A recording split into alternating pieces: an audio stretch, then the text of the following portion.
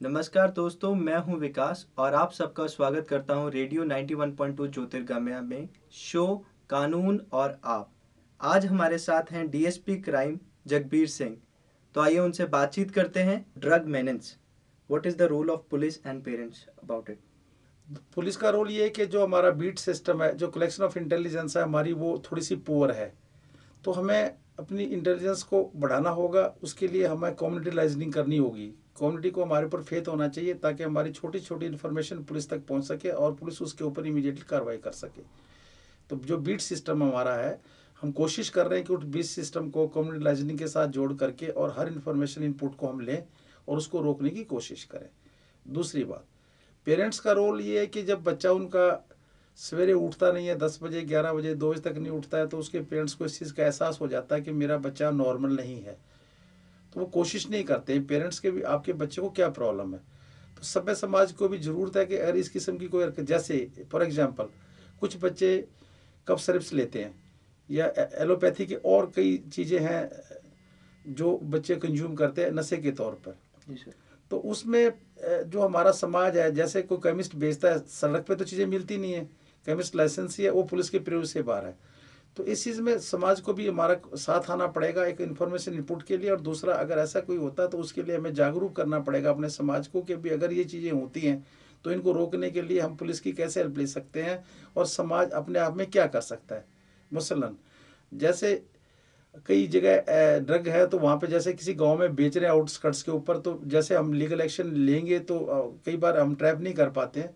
लेकिन अगर समाज को पता है तो गांव वाले वहाँ पे एज ए धरना भी दे सकते हैं, प्रोटेस्ट कर सकते हैं, उस दुकानदार को बुला के समाज में बिठा के कह सकते हैं कि आपको ये काम नहीं करना चाहिए, हमारे समाज को तोड़ रहा है, आप छोटे से प्रॉपर्टी के लिए काम मत करिए। तो उसका अपना एक रोल है, पेरेंट्स का भी रोल है, समाज का भी रोल है, और हम तो जिम्मेवार उसके लिए है ही। सर, पर लोग तो डरते हैं ना पुलिस वालों के पास आने से।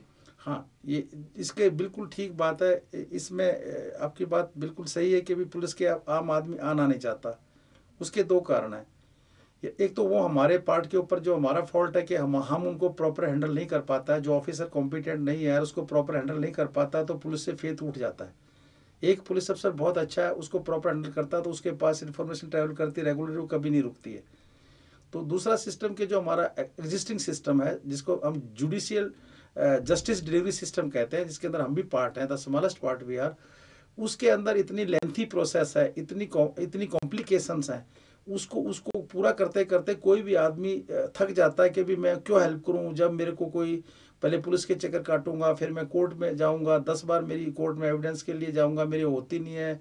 तो वो उसको एक हैरेसमेंट फील करता है। जबकि जबकि दूसरे कंट्रीज में हम जाते हैं, वहाँ पे सिविल समाज के हर चीज़ को अपनी ड्यूटी समझ के काम करता है।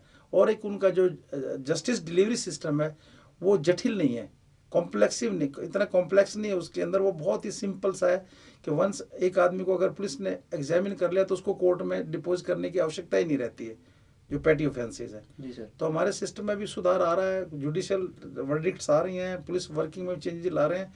लेकिन इसमें थोड़ा टाइम जरूर लगेगा, क्योंकि अभी तक जितने हमारे कानून व्यवस्था है, जिसके जिसके तहत हम कानून में लॉ इन्फोर्स करते हैं, being a law enforcing agency, वो 1862 के बने हुए हैं, कोई जी 59 का बना हुआ है। उसमें ड्रेस्टिक चेंजेस की ज़रूरत है। सर, एक स्टूडेंट का क्या रोल है ड्रग्स के prevention of drugs and prevention of eve teasing के ऊपर। देखो, मैं एक महसूस करता हूँ कि यहाँ पे पंजाब यूनिवर्सिटी की खासकर मैं बात करना चाहूँगा, क्योंकि हम चंडीगढ़ को बिलोंग करते हैं। हमारे यहाँ सिर्फ 6 ऑर्गेनाइजेशंस हैं जो कि चंडीगढ़ के अंदर स्टूडेंट पॉलिटिक्स के अंदर एक्टिव हैं। तो उन 6 की 6 में से मैंने कभी नहीं देखा है कि भी किसी भी ऑर्गेनाइजेशन ने कभी ईव टीजिंग के खिलाफ कोई रैली निकाली हो या ड्रग्स के खिलाफ कोई आवाज़ उठाई हो। वो सिर्फ लड़ते हैं आपस में, हॉस्टल की रेट घटा दो, या कोई इलीगल राइट्स कर दो, हमारा टूर बना दो, या बच्चा फेल हो गया उसको नंबर दे दो, इसके लेक्चर शॉर्ट हो गए उनको सबको आप क्लियर कर दो। ये कोई बड़ी डिमांड्स नहीं है, ये तो बहुत छोटी चीज़ें हैं। कभी स्टूडेंट्स ने सोचा है कि भी हम एक रैली निकालें, हम एक शपथ लें कि भी हम यूटीजिंग नहीं करेंगे, हम ड्रग्स को बिकने नहीं देंगे। तो ये चीज़ें हैं जो करने वाली है। इससे इससे हमारे जो स्टूडेंट कम्युनिटी वो भटक गई है, और असली मुद्दे जो हमारे समाज को जोड़ने वाले और अच्छाई को लाने वाले हैं, सुदृढ़ करने वाले हैं, उनको ये भूल गए हैं। और ये छोटी छोटी बातों के ऊपर आपस में लड़ने के सिवाय और इन ये सोचते हैं कि भी एक स्टूडेंट राजनीति में आने के बाद तुम सीधे मेंबर पार्लियामेंट बन जाओगे। नॉट पॉसिबल, ऐसा नहीं है। आपका एज ए स्टूडेंट लीडर बहुत बड़ा रोल है। आप बच्चों को अवेयर करिए, रैलीज करिए, यूनिवर्सिटी के अंदर एंटी सोशल एलिमेंट्स की एंट्री को बैन कराइए, आप साथ दीजिए एडमिनिस्ट्रेशन का, अपना यूनिवर्सिटी अथॉरिटीज़ का, आपका सिक्योरिटी विंग अलग से है, ताकि ना तो आपके यहाँ क्राइम आए, ना कोई ड्रग्स बिके, ना कोई यहाँ पे चोरी हो, ना कोई ट्रैफिक की वायलेशन हो, ना कोई एक्सीडेंट हो। ये में स्टूडेंट्स का सबसे बड़ा रोल है। अगर हम लोगों को अवेयर कर दें और उनकी इच्छा शक्ति को बढ़ा दें तो इसको कम्प्लीटली रोका भी जा सकता है। ऐसा नहीं कि बिल्कुल नहीं रोका जा सकता है।